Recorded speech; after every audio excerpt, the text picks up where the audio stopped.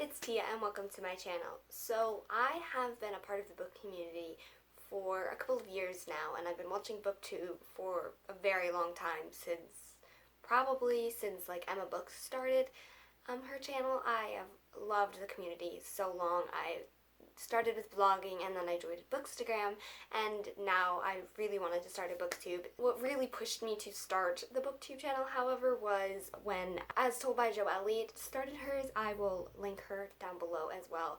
I love her so much. I'm the annoying person that comments 1,700 times on every single video of hers. Love you. Some basic facts about me is my name is Tia. I spell it with an H. I am 16 years old and I'm going to be a senior in the fall. For those of you who are not in America and have no idea what that means, that just means my final year of like secondary school. I did skip a grade though, so in case there's some like confusion there, I skipped my sophomore year. My favorite color is purple, which doesn't seem like a big fact, but I feel like colors tell a lot about a person. And my star sign is an Aries, for those of you who want to know the kind of bitch I am. I talked a little bit about how I started in the book community to where I am now, but my reading journey has been a bit different. So most people find their way back to reading with Booktube. I, however, never stopped reading.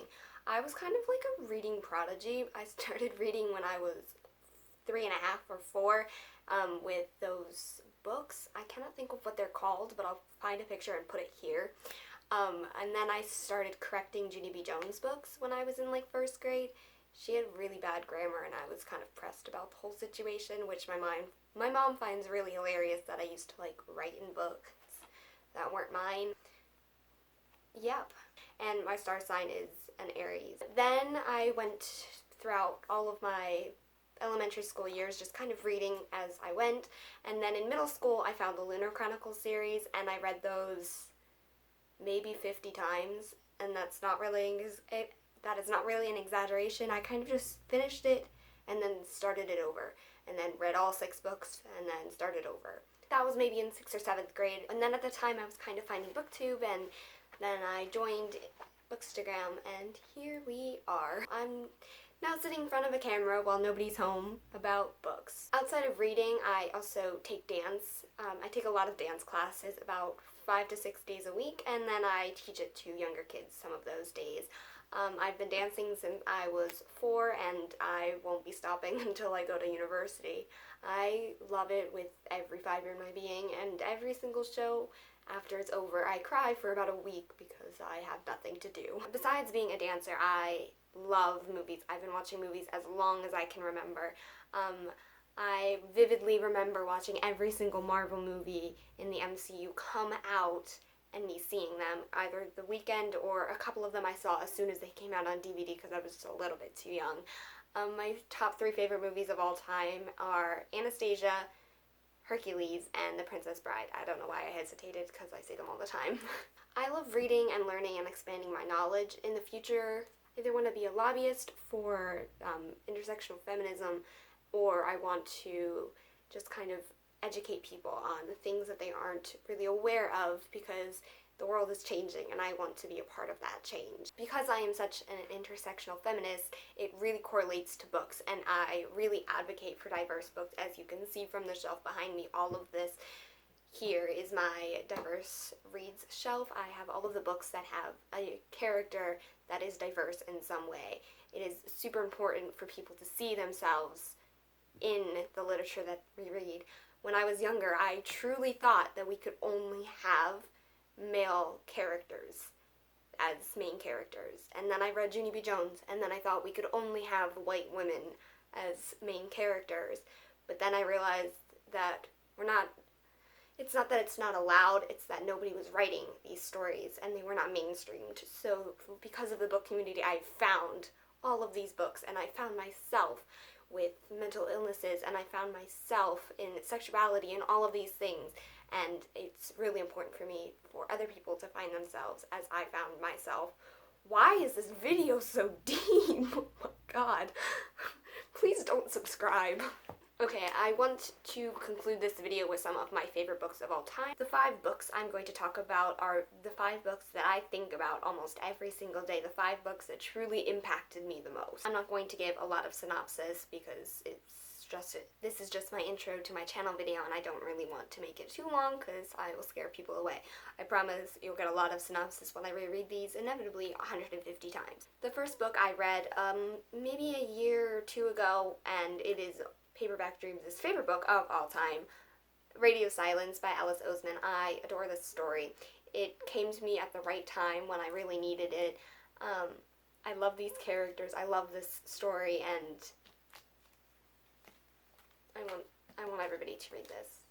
Read it. The next book I want to talk about, if you can tell from this little area over here, it's slowly losing books, that is Heretics Anonymous by Katie Henry. I read this book at the beginning of 2019, and I really connected with the main character, and I really appreciated seeing different religions kind of just explored, but like not in a harmful way. It was very nice to see these different religions and not being attacked, but rather like celebrated.